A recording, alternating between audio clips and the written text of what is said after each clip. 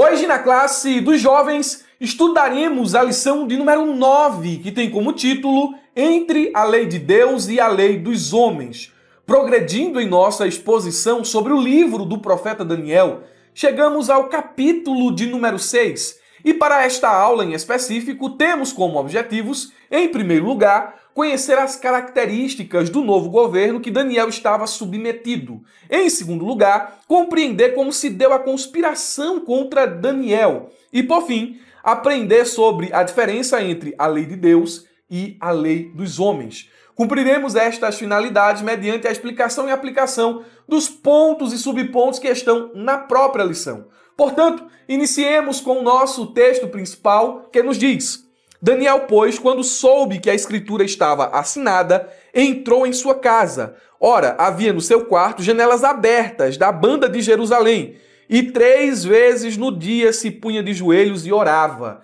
Daniel capítulo 6, versículo de número 10. Comparando traduções, temos a versão dinâmica NVT que nos diz: quando Daniel soube que a lei tinha sido assinada, foi para casa. E como de costume, não era uma afronta, não era uma ação desobediente e rebelde, não era o seu costume. Ajoelhou-se no quarto, no andar de cima, com as janelas abertas na direção de Jerusalém. Orava 3 vezes por dia e dava graças a seu Deus. De forma introdutória, vamos considerar 3 verdades que fluem dessa passagem bíblica. Mais à frente, no decorrer desta pré-aula, nós retornaremos a esse texto bíblico. Mas, de início, nós queremos revelar a primeira verdade que flui dessa passagem: a fidelidade de Daniel a Deus acima das circunstâncias. Daniel sabia que o decreto do rei proibia qualquer oração que não fosse dirigida ao monarca, sob pena de ser lançado na cova dos leões. Os babilônicos ameaçavam com fornalha de fogo, os medo-persas com cova de leões. Mesmo assim, ele continuou a orar a Deus, como sempre fizera, costume, hábito, demonstrando com isso uma fidelidade inabalável. A fidelidade a Deus, faço aqui uma aplicação muito rápida, não deve ser condicionada pelas circunstâncias, do tipo: se der certo, vou ser fiel. Se não der certo, aí eu vou transigir. Não, se for conveniente, se for favorável, eu vou ser crente. Crente não só de palavra, mas também de ação. Agora, se não for favorável, se for desconfortável, se tiver algum perigo, algum dano, alguma vergonha, eu vou ser crente só de nome e não de ação. Daniel nos ensina o contrário. Ele era crente de nome e de ação. Daniel não cedeu à pressão externa e ele mostrou com isso que a verdadeira devoção a Deus permanece firme mesmo diante dos perigos. Segunda verdade, a importância da disciplina espiritual. Existem várias disciplinas espirituais. No entanto, eu exponho aquela que está presente no texto bíblico aqui, que é a oração. Daniel tinha o hábito, o costume de orar 3 vezes ao dia. E este versículo aqui revela a sua consistência e a sua disciplina espiritual com orações regulares e um compromisso constante com Deus. Escute, a disciplina espiritual é essencial para o crescimento na fé. Você não cresce sem oração. Você não cresce sem leitura da palavra. Você não cresce sem meditação.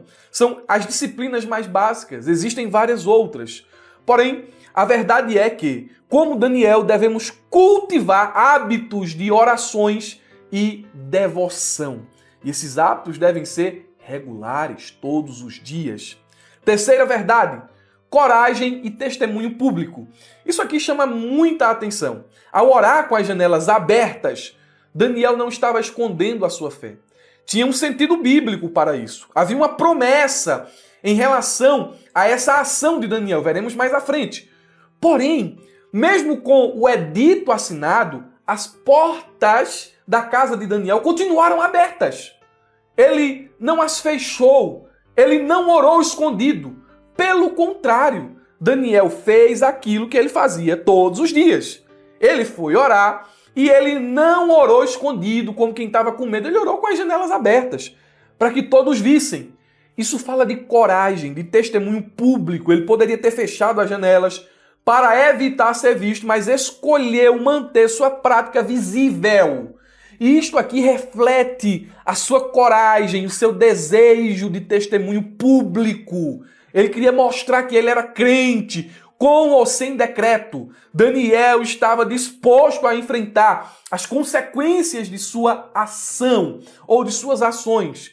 Porém, em meio a tudo isso, ele estava demonstrando lealdade a Deus. E isso era mais importante do que sua segurança pessoal. São 3 verdades introdutórias que fluem do capítulo 6, versículo 10. O resumo da lição, bem importante por sinal, nos diz: antes de ser leal ao governo e à lei dos homens, o crente é fiel a Deus e à sua lei. Eu quero endossar esse texto registrado no resumo da lição, destacando 2 citações famosas e uma passagem bíblica. A primeira citação, muito antiga, mas muito antiga mesmo, é de Tertuliano. Ele disse o seguinte: não podemos nos esquecer de que devemos a César o que é de César, mas devemos a Deus o que é de Deus. Não podemos dar a César o que é de Deus. Daniel, quando viu, vamos aqui entender a citação de Tertuliano, aquilo que era de Deus se chocar com aquilo que era de César, ele disse: eu vou saber dividir as coisas aqui direitinho, porque dar a Deus é mais importante do que dar a César. Está entendendo o sentido daquilo que eu estou expondo? Vamos endossar com outra citação? Você vai compreender. Dietrich Bonhoeffer, aqui já é mais recente. Pesquisa sobre a vida deste servo de Deus. Dietrich Bonhoeffer. Ele disse o seguinte: ser cristão é dizer sim a Cristo e não ao mundo, onde quer que o mundo contradiga a Cristo. Em outras palavras, essa citação está avultando o que está em nosso resumo da lição. Por quê? Qual é o limite da obediência que devemos às autoridades constituídas? O limite da obediência às autoridades constituídas é até ao ponto em que as leis que elas promovem e defendem se chocam com a lei de Deus. E é aí onde temos um texto bíblico para finalizar o resumo da lição. Atos capítulo 5, versículo 29. Porém Pedro e os apóstolos responderam. Foi uma resposta coletiva, todos estavam de acordo. Mais importa obedecer a Deus do que aos homens. Não é um texto para anarquia. Não é um texto para fundamentar desobediência, ações irracionais. Não. É um texto para mostrar que lealdade absoluta devemos somente a Deus. Vamos à introdução da nossa lição?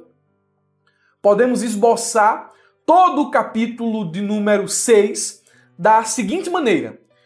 Olhe para o espectro que vai aparecer na tela. Eu sempre estou trazendo o espectro aqui em todas as nossas aulas. Veja aí o cenário inicial, capítulo 6, versículo 1 ao 2. Daniel, um dos 3 presidentes. Depois temos o incidente ocasionador. O rei planejava promover Daniel, capítulo 6, versículo 3. E a partir de então, uma tensão crescente até o versículo de número 20. Conspiradores tramam contra Daniel, a lei de Deus, oração somente ao rei, lei dos medos e dos persas. Daniel ora a Deus, conspiradores veem Daniel, acusam-no perante o rei tenta salvar Daniel, os conspiradores forçam o rei, Daniel é lançado na cova dos leões, a cova é selada com uma pedra, o rei tem insônia, o rei corre até a cova, Deus salvou Daniel. Aí é o clímax. Aí depois nós vemos o caminho para a resolução, para o enlace. Meu Deus enviou o seu anjo, o rei sobremaneira alegre, tirem Daniel. Constataram que não tinha nenhum dano, ele confiou no seu Deus, os conspiradores são lançados na cova dos leões, lá eles são mortos, todos os seus ossos são esmigalhados pelos leões. E o desfecho? O desfecho é o decreto. Temam o Deus de Daniel. A conclusão, Daniel prospera. Mudam-se os reinos, Daniel permanece a mesma pessoa. permanece prosperando. Não só Daniel permanece, mas o Deus que Daniel serve não muda. O Deus que Daniel adora, o Deus que Daniel presta devoção, ele é maior do que os deuses terrenos, porque os tronos da terra, eles estão em constante transição. Porém, o trono do céu está sempre ocupado. Vamos ao nosso ponto de número 1, mas eu quero pedir aos irmãos do nosso YouTube a compartilharem comigo, né, daquilo que eu vou dizer aqui a vocês. O triplo C. Comente, curta e compartilhe. Estas ações farão o YouTube se tornar um evangelista. Vai indicar este conteúdo para mais pessoas.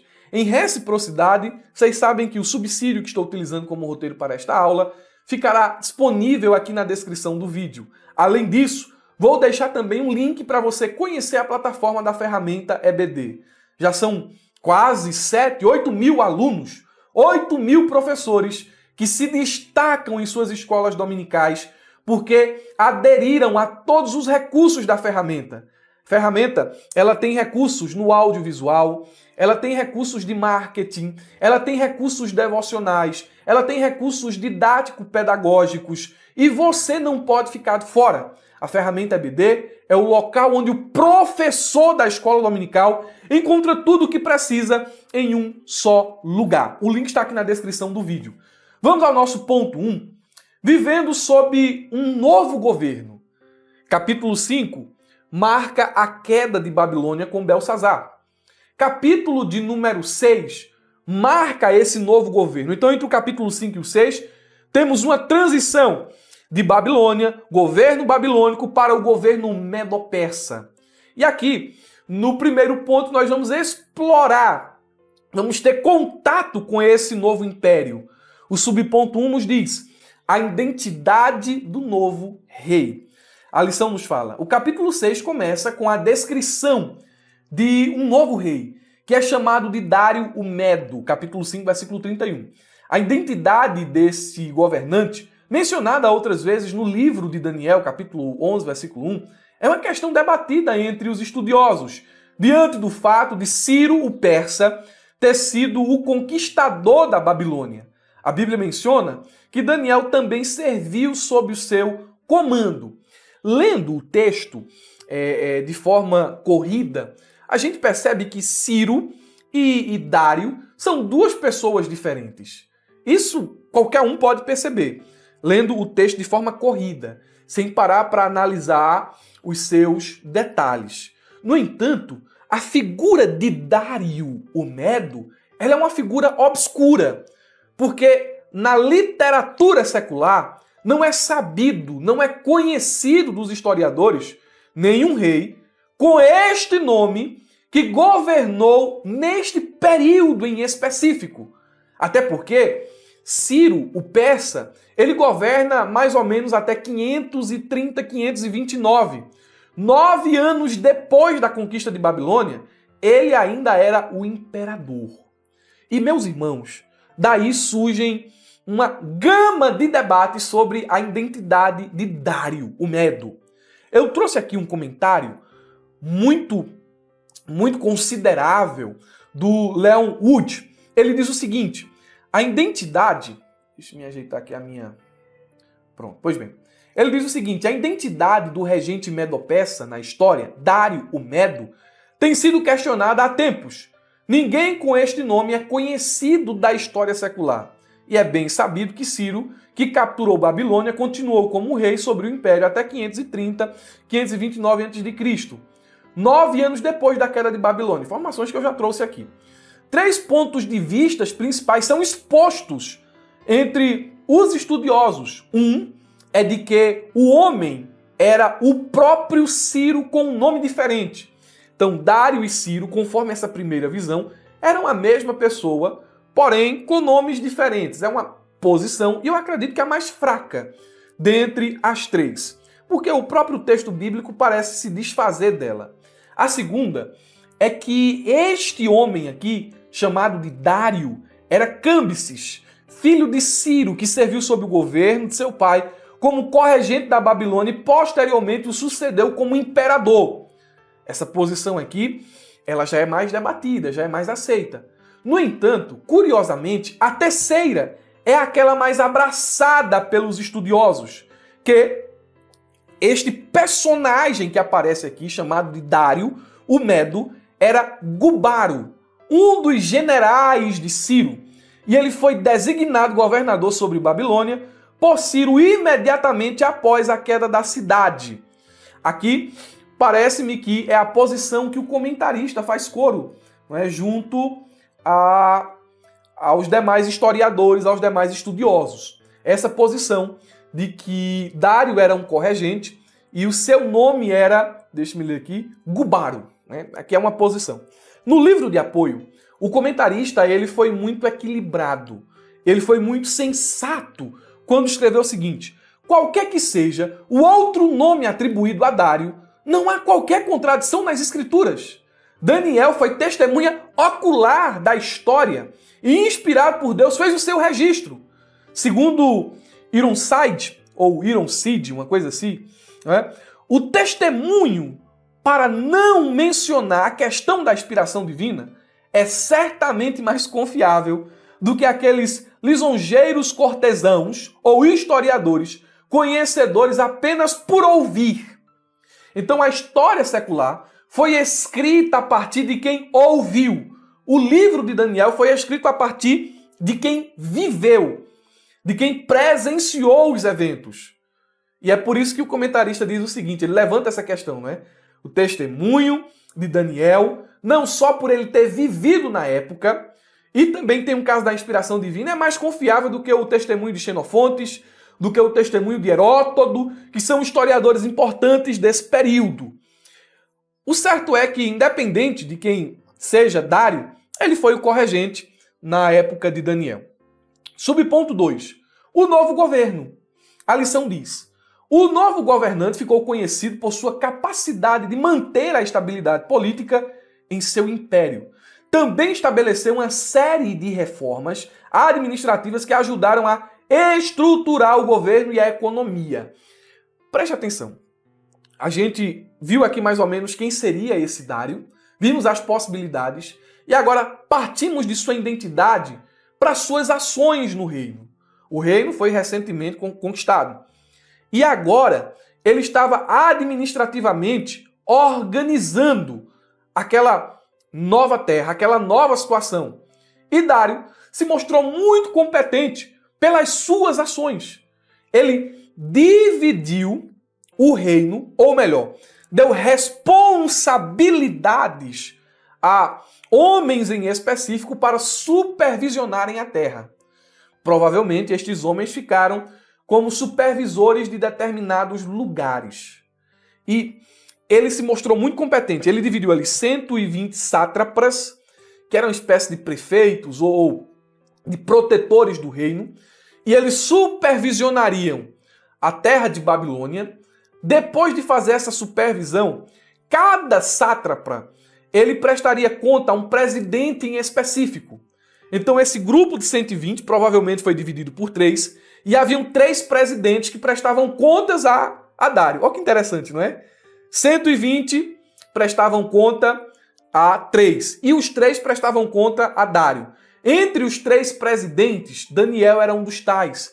Na ocasião, o profeta já não era mais um jovem, não era mais um homem, era um senhor, um ancião, com mais de 80 anos de idade. Daniel já era bem idoso nessa época, mas ainda continuava se destacando. E, meus irmãos, eu vou fazer uma pequena ressalva aqui neste ponto. Neste trecho da lição que diz: o rei organizou o império em satrapias, que eram províncias administrativas com governadores nomeados por ele, e os quais detinham autoridade sobre os assuntos civis e militares de sua região. Por que eu vou fazer uma ressalva? O comentarista está errado? Não, o comentarista não está errado. Eu vou fazer uma ressalva aqui que considero lógica para o entendimento que apresentei. Se a maioria dos estudiosos creem que esse Dário ele foi corregente e não imperador sobre todo o reino, mas apenas o dirigente de Babilônia, o governador de Babilônia, não foi o império que foi dividido em satrapias, mas foi os limites de seu governo ali em Babilônia.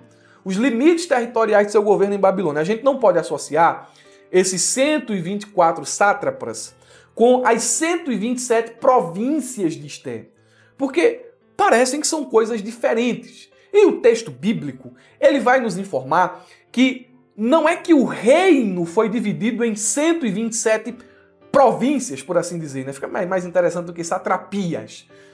Não é que foi dividido em 120, mas que ele colocou 120 protetores do reino, 120 sátrapas, para supervisionar todos os limites da região que ele era o governador.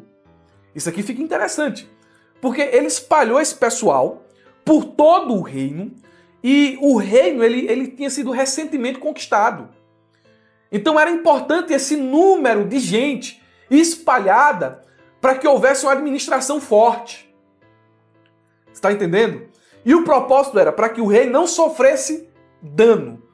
E tudo indica aqui que a questão do dano monetário, os impostos. Então esse pessoal estava de olho para que ninguém sonegasse, para que não houvesse nenhuma insurreição, para que não houvesse nenhuma rebelião. A ideia de Dário de fazer essa constituição era uma ideia de controle, era uma ideia de administração. Subponto 3 nos diz uma política de tolerância religiosa. Aqui tem uma aplicação bem interessante. Ciro, o imperador, diz a lição, tinha uma política de maior tolerância com os povos conquistados. Promulgou um código de leis conhecido como Cilindro de Ciro, que promovia a justiça e a liberdade religiosa, permitindo que vários grupos étnicos praticassem suas crenças. O chamado Edito de Ciro, já é outra coisa, também denominado como Decreto de Ciro, possibilitou que os judeus, deportados pelos babilônios, retornassem para Jerusalém e reconstruíssem o templo, conforme Esdras, capítulo 1, versículo 1 ao 3. O curioso da história aqui é que provavelmente Daniel ajudou Ciro a escrever esse decreto. Isso mesmo. Daniel é também contemporâneo de Zorobabel. Acredito que historicamente, Daniel ele viu o primeiro retorno para Jerusalém. Quando Zorobabel volta para Jerusalém, Daniel ainda estava vivo, porém muito idoso para retornar, e também tinha responsabilidades dentro do governo Medo-Persa, o novo governo, que não permitiram voltar para Jerusalém.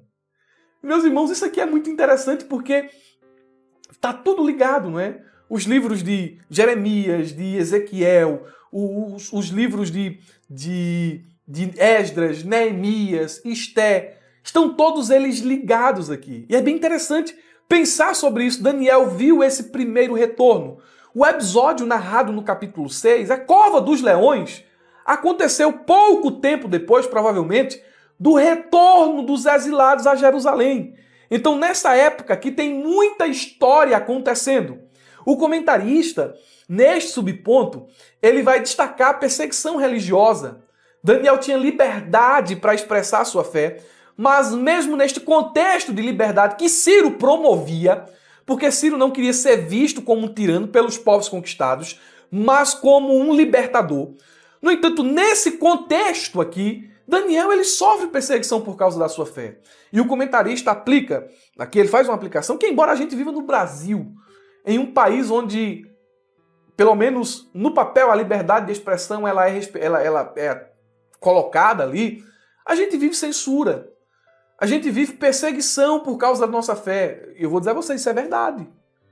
Isso é verdade. Mas eu não quero tomar o mérito da questão e quero fazer uma outra aplicação aqui, que vai ser complementar a do comentarista. Há uma soberania de Deus aqui. Há um trabalhar extraordinário de Deus acontecendo. Ciro, ele emite o decreto para que o povo volte. Só que essas ações de Ciro estavam profetizadas no livro do profeta Isaías. Lá no capítulo 44, versículo 28. E o capítulo 45, versículo do 1 ao 4. 150 anos antes do nascimento de Ciro, Isaías já tinha profetizado a respeito dele e de suas ações, sua vida. Alguns acreditam que quando Daniel se apresentou a Ciro, ele levou a profecia do profeta Isaías.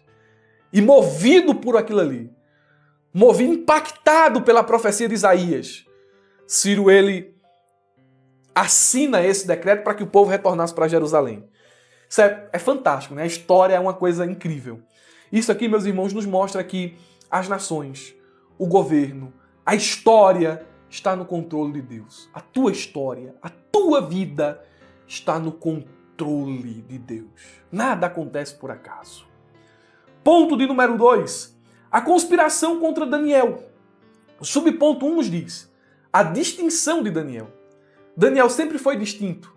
Ele já era distinto em Jerusalém antes de ser deportado para a Babilônia. Porque Jerusalém já estava um caos. Jerusalém estava em decadência moral e espiritual. E ao que parece, olhando para o exemplo de Daniel em Babilônia, já em Jerusalém ele dava testemunho. E ele foi escolhido por Deus para ser um porta-voz nesta nação estrangeira. Por meio do ministério de Daniel, governantes e reis conheceram o Senhor soberano. Meus irmãos, Daniel, já em idade avançada, continua sendo distinto. A lição nos fala: em razão de sua excelência, Daniel começou a se distinguir dentre os demais presidentes, razão pela qual o rei pensava em promovê-lo. Isso mostra que Daniel, além de fiel e zeloso nas questões religiosas, era também um profissional qualificado e dedicado, fazendo com que se sobressaísse em suas atividades. O texto bíblico, capítulo 6, versículo 3, diz: então o mesmo Daniel se destacou entre os demais presidentes e sátrapas, porque nele havia um espírito excelente. O rei pensava em colocá-lo sobre todo o reino. Há 3 palavras-chave aqui neste versículo. A primeira é: ele se distinguiu. E o aramaico aqui usa um particípio. Mas Murilo, o que é isso? Quando um verbo ele vem no particípio, ele está indicando uma ação contínua. O texto está informando que dia a dia, todos os dias, Daniel ele se destacava, ele se distinguia em relação aos outros 2 presidentes e aos 120 sátrapas. Daniel se distinguia todos os dias. Não era ações esporádicas, não. Todos os dias ele se mostrava diferente. Uma outra palavra-chave é a expressão um espírito excelente. Essa expressão aqui ela é a mesma que aparece em 5:12. Não é? E aqui a ideia é a seguinte: Daniel não só tinha uma atitude elogiável. Daniel, ele tinha habilidades que o qualificavam como diferente. É por isso que ele tinha um espírito excelente. E a terceira palavra, o rei pensava. A palavra aqui para pensava é shi, significando pensar, tem o propósito. Em outras palavras, Dário vinha observando Daniel. É íntegro, é justo, é sábio. E ele se admirou tanto com as qualificações de Daniel que pensava em promovê-lo. Algumas aplicações. Como cristãos, somos chamados a nos distinguir em nossas áreas de atuação para nossa própria glória. Não, para a glória de Deus. Você deve ser diferente naquilo que você faz. Você deve buscar honrar a Deus com o seu trabalho. Ah, eu sou médico, seja um médico para a glória de Deus. Não, eu sou gari, seja um gari para a glória de Deus.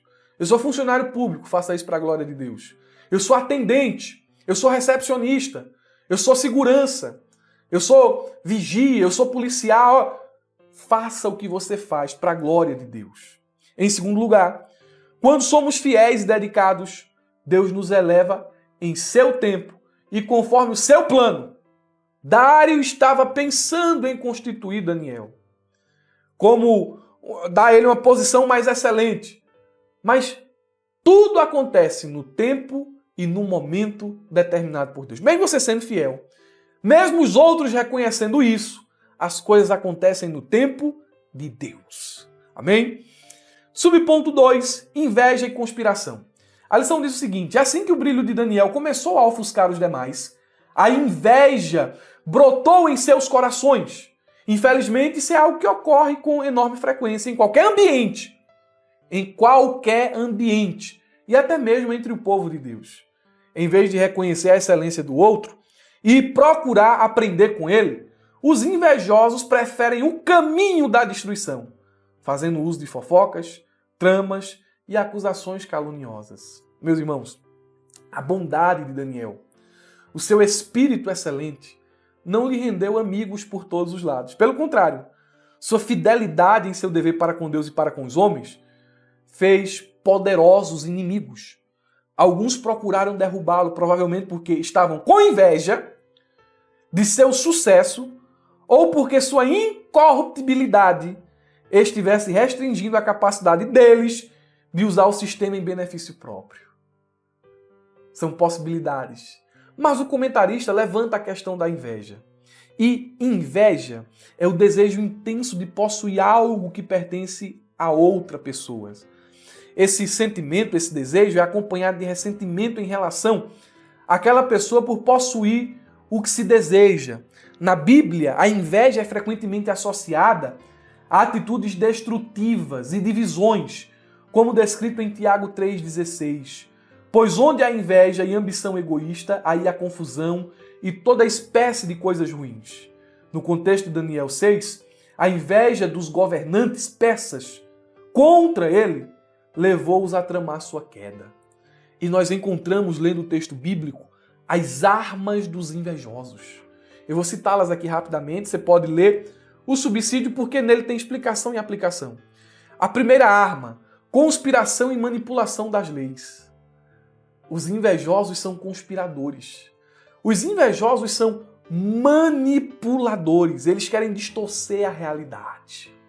Segunda arma, falsas acusações e calúnias. O invejoso sempre será um habilidoso caluniador. Vou repetir. Um invejoso sempre será um habilidoso caluniador. Terceiro, isso aqui é terrível, a desumanização do inimigo.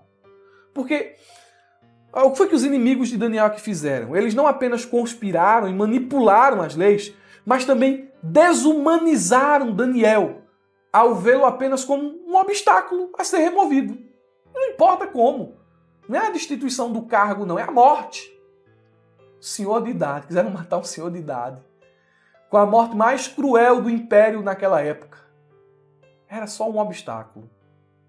Olha a que ponto a inveja conduz o homem. São as armas dos invejosos aqui. Terceiro subponto, o plano contra Daniel. Eu vou resumir esse subponto aqui, tá certo? Qual era aqui a questão do plano aqui? Eles procuraram falhas. Eles foram nos antecedentes de Daniel. Mas não tem nada no passado desse homem aqui que a gente pode usar. Vamos olhar para o presente? Tem alguma coisa errada? Procuraram alguma coisa. Pesquisar, mas não acharam nada. Nada. Porque houve uma busca intencional por falhas. Saíram intencionalmente buscando, mas não acharam nada. Tudo o que encontraram foi integridade. Todas as áreas. Não tem nada contra esse homem. Aí surgiu a ideia de buscar, naquilo que ele não falhava, uma ocasião para condená-lo. Vou repetir. Buscaram, naquilo que ele não falhava, que era a sua oração, a sua devoção, a sua fidelidade a Deus. Naquilo que ele não falhava, buscaram uma ocasião para condená-lo. E eu escrevi aqui no subsídio, quando somente a fé e a sinceridade podem incriminar o homem de Deus.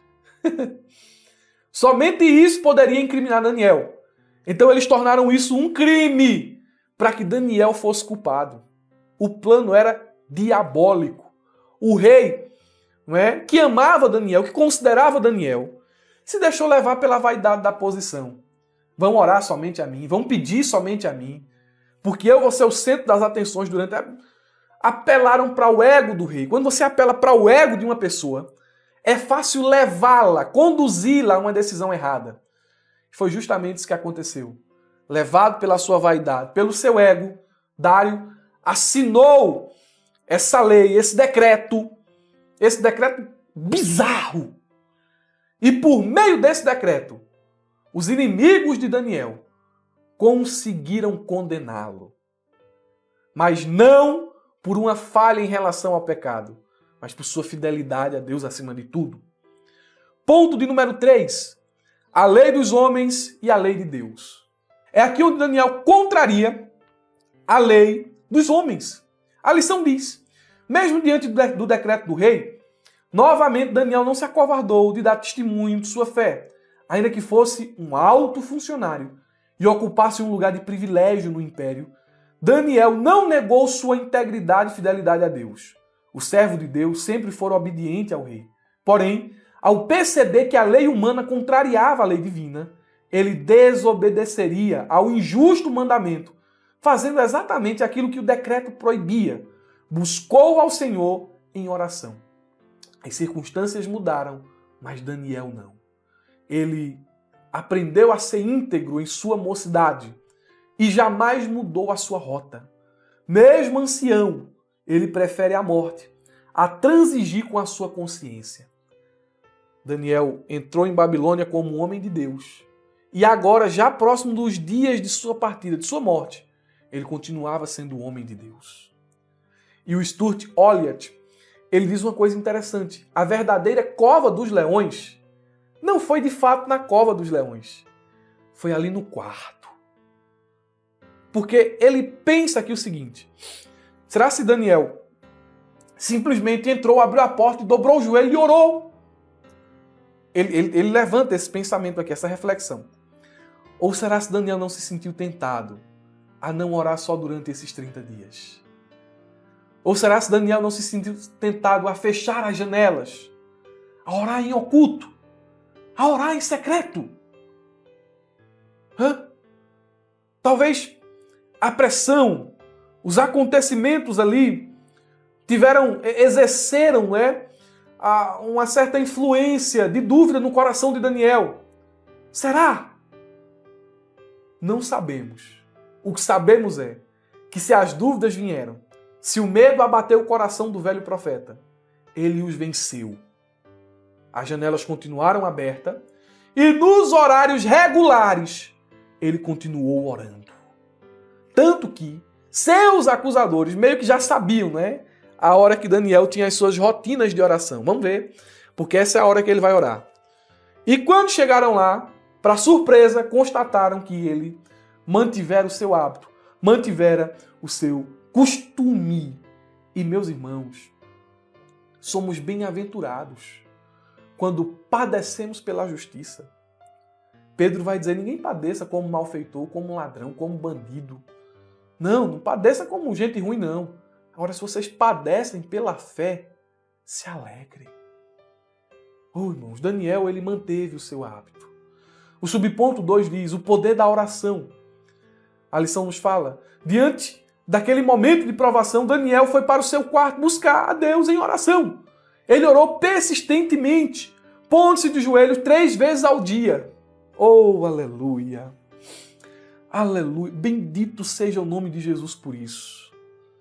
Bendito seja o nome de Jesus por isso. Em meio a tanta pressão, ele dobrou os joelhos. Porque a distância do céu para a terra é um joelho dobrado. Ele dobrou os joelhos. E a Bíblia nos mostra o conteúdo desta oração. Ele não dobrou os joelhos para reclamar, não. Houve súplica. Houve intensidade nas orações de Daniel. Os seus conspiradores constataram que ele orava em súplicas, em rogos diante de Deus, uma intensidade muito grande. Mas em meio a essa intensidade, ao que parece, Daniel dizia, eu te agradeço. Eu te agradeço. Eu te agradeço. Mesmo consciente da cova dos leões, mesmo consciente da morte, parece que ele estava lá, eu te agradeço. Tu és fiel. Te agradeço, te agradeço, te agradeço, te agradeço. Como é que pode agradecer num contexto desse, irmãos? Isso é coisa de quem tem intimidade. Isso aqui não é coisa de aventureiro, não. Isso aqui é coisa de quem tem relacionamento.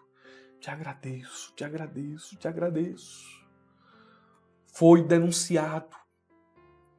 Foi levado perante Dário.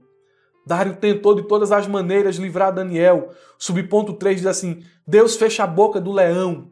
Ele foi denunciado. E mesmo a contragosto, Dário mandou que o lançassem na cova dos leões, onde permaneceu durante a noite.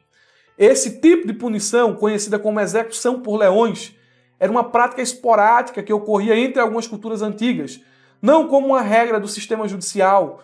O rei estava angustiado, passou a noite em vigília, preocupado com o destino de Daniel. Ao amanhecer, correu à cova e, para sua surpresa, encontrou Daniel vivo e ileso. Deus havia enviado um anjo para fechar a boca dos leões, protegendo Daniel. Aqui no subsídio, nós temos uma explicação de Wisber do que era essa cova de leões.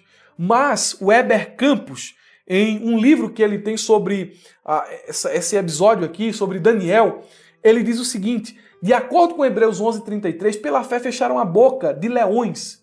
A atitude de Daniel foi uma atitude de fé, tendo em vista que o verso seguinte, 11:34 de Hebreus, menciona a história dos amigos na fornalha. E eles não sabiam o que lhes ia acontecer.